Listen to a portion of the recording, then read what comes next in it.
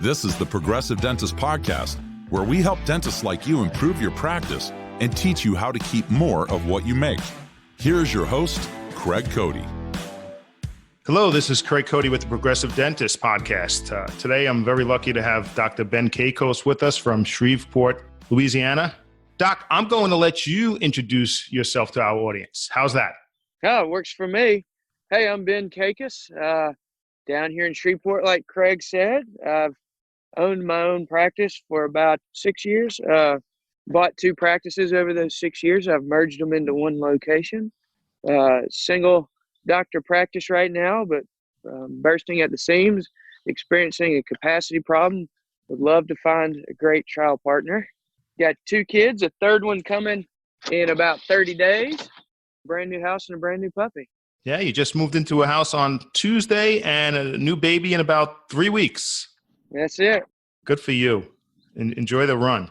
So you've built a very successful practice and you've done a lot of different things. But one of the things I want you to tell our audience about is every once in a while you would run a different type of continuing ed course. Can you tell us about that? Oh, yeah. That was a passion project of mine a few years back that you helped me with. It's called Explore Education. And the idea was to have great actionable content, CE, but in unique locations that just happen to require that you be at a hunting camp or a fishing boat somewhere, maybe a ski hill, those sorts of things. We did a great dove hunting trip in Texas, a great duck hunting trip in Arkansas, and a great fly fishing trip in Wyoming. Definitely out of the box. Very interesting. Yeah, it was a lot of fun. So take us a little deeper into, how you started upon dentistry from maybe back when you were a youngster. Yeah, I think my story's probably not very unique. I was one of those kids that spent a lot of time at the orthodontist. Thought I wanted to be an orthodontist, was working for one. And then one day he said, you're a pretty bright kid. Chances are we'll get you into dental school, but did you know you have to graduate super high in your class from dental school to become an orthodontist? And that's no easy feat. So you better go check out some general dentists to see if you like what they do, because that may be the reality of your career.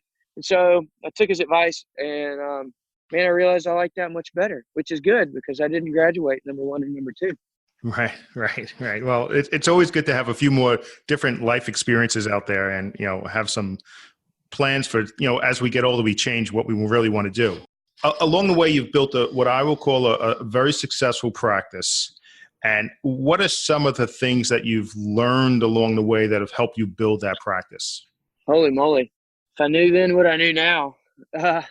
One of the best things I ever did was get connected with Mark Costas and the Dental Success Institute to help me with the business side of things. And from that evolved growth in other directions. Really the business side of things is simple once you understand the fundamentals. But the other things where I continue to put effort to sharpen the knife on a daily basis is leadership and personal growth. And being a good leader can be difficult at times. It can mean tough conversations. It can mean confrontation. It can mean making decisions that can be uncomfortable. And you have to work that muscle out, just like working out in the gym. And as you do that, it gets easier. But that has been something that's helped me quite a bit, is growing as a leader, learning how to motivate a team, learning how to get people on the right seat on the bus. And if they don't belong on the bus, giving them the opportunity to get on somebody else's bus, working on expanding myself, my horizons, my comfort level clinically. I was talking to my accountability partner in the gym this morning. I said, man, it's really odd because if you look at my schedule this morning, I have more holes in my schedule this month than I can remember in a long time. We've really been on a tear for the last year. I said, the interesting thing is our numbers are the same, which are good numbers. And he's not a dentist. He has nothing to do with dentistry. We just talk every day. And he said, well, it's your expanded services that you've been adding. And so, you're probably right. So hire more profitable procedures, that move the needle more, even though you're seeing less patients. Right. That is part of what it's all about. And they really never taught you much about leadership in dental school, correct? Zero. And then the financial end of things. Was there a lot of education on that? I think that's probably the course where we decided to take a nap. Yeah. Rest our brains a little bit. But no, there was slim to none. So you've gotten to a really good point in your practice, and you've gotten your overhead numbers pretty low. And what do you see as the big financial mistakes that dentists are making out there? Not watching their numbers. We come back in the circles that I run in, there's a lot of, it seems like we come back to a guy named Roger Bannister. You know who he was, Craig? No. That was the guy that broke the 5-minute mile. He ran a mile in under 5 minutes. He's the first one to do it. There's a big mental barrier there. Nobody could do it. And when Roger Bannister finally did it, it made the impossible possible.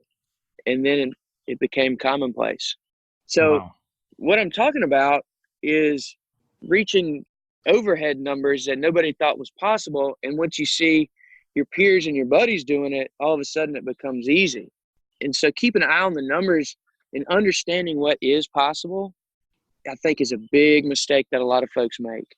Yeah, and not having good numbers to base those decisions on is also another mistake.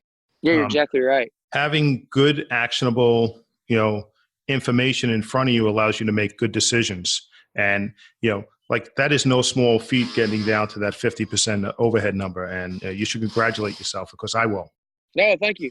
I think we were at 43% in April, maybe. I don't know if you've got my numbers in front of you. Craig is my CPA, and have been for a couple of years. It's been a good relationship.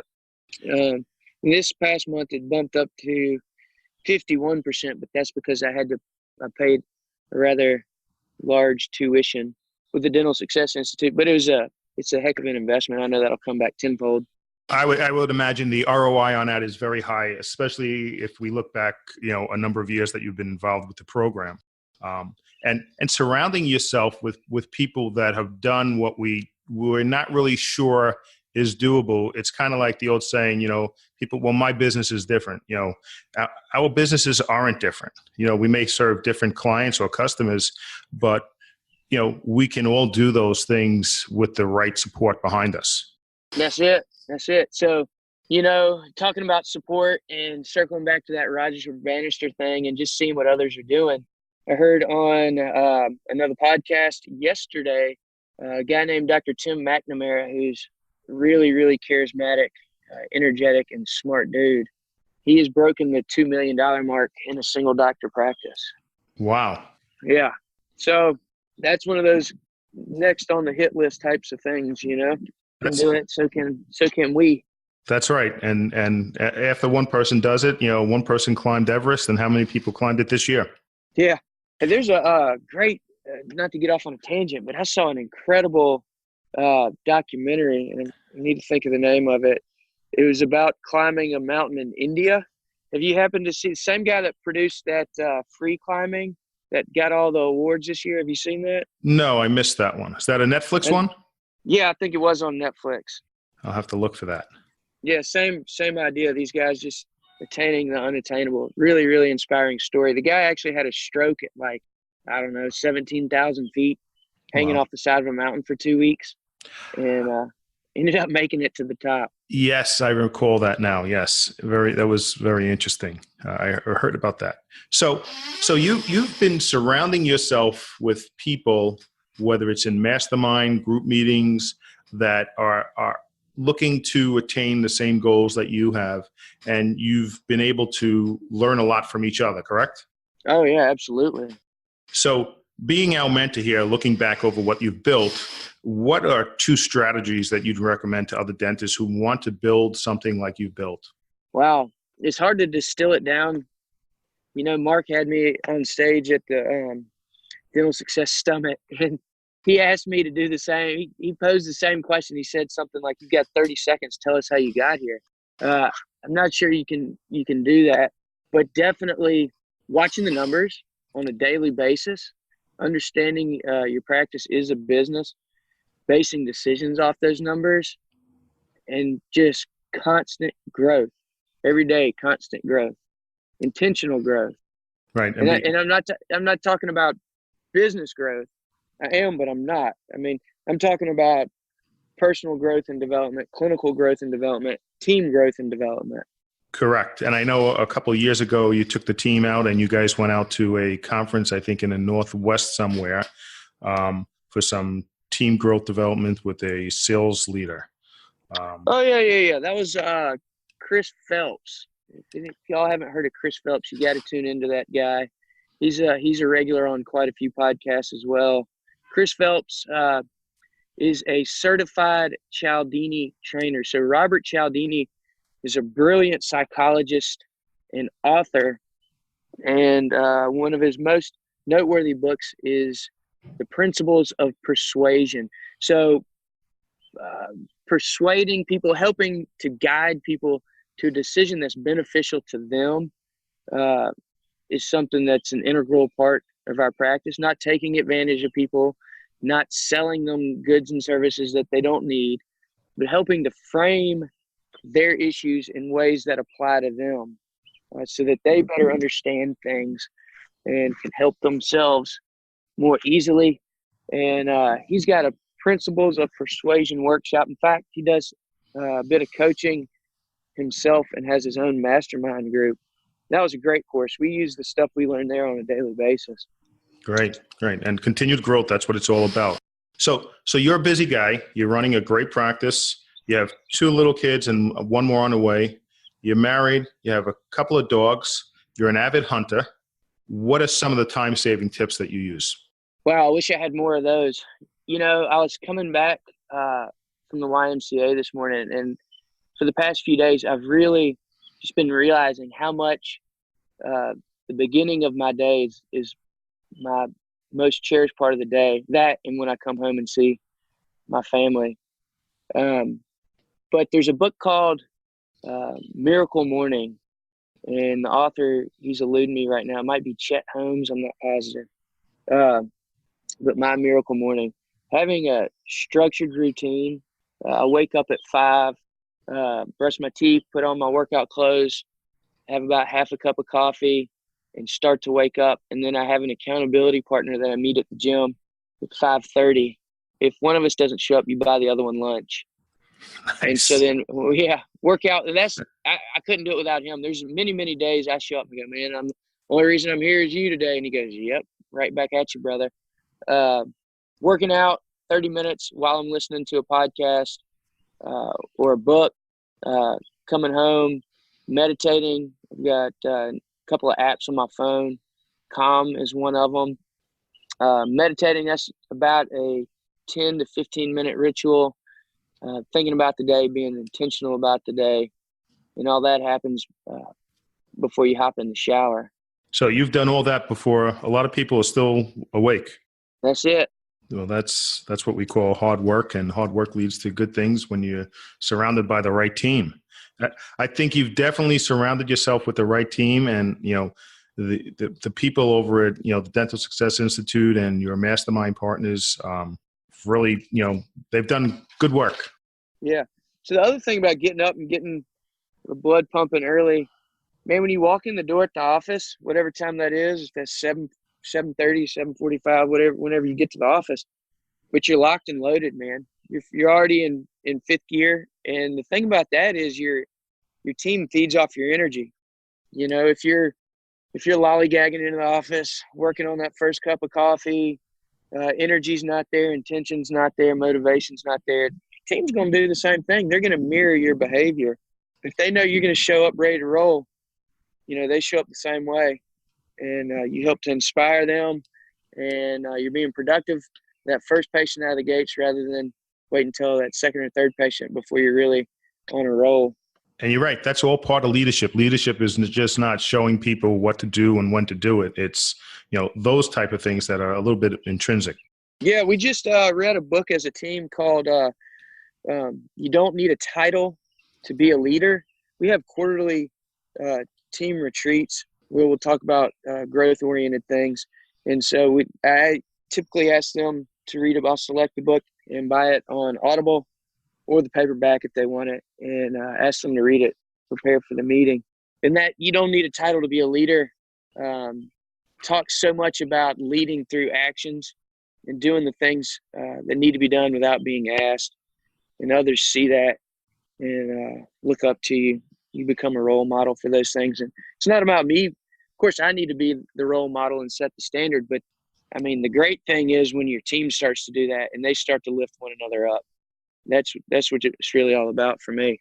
That's true. So I like to keep these short, and you have so much good information. We're definitely going to have to bring you back. But before we go, any last items that you think our listeners should know that have helped you get to the point you've gotten to, whether it's personal, business?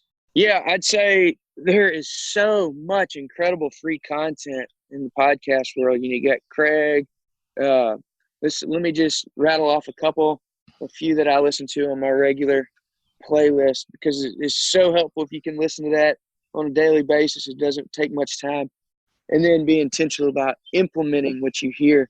So there's the Bulletproof Dental Podcast. That's Dr. Craig Spodak and guy out of Atlanta. Oh my gosh, I can't believe I can't remember his name right now. Peter Bolden, Craig Spodak and Peter Bolden with the Bulletproof Dental Podcast. You got the Dentalpreneur with Mark Costas. That's a great one. Entree Leadership by Dave Ramsey. That's a leadership podcast. Hygiene Superstar. That's a couple of dentists. That's a more clinically focused podcast. What else am I missing? Ray Rossi's got one. The Millennial Dentist for the younger dentists that are just getting started. That's a valuable one. But yeah, I think the take-home message here is take advantage of all this incredible free content like you're offering, Craig, and implement it. Well said. There is a lot of information out there, and just take the time to listen. And it really doesn't take a lot of time out of your day, because you do it while you're working out, you're in the car, you're going from place to place. That's really good stuff. So I really appreciate you taking the time to share all your insights and your expertise with us.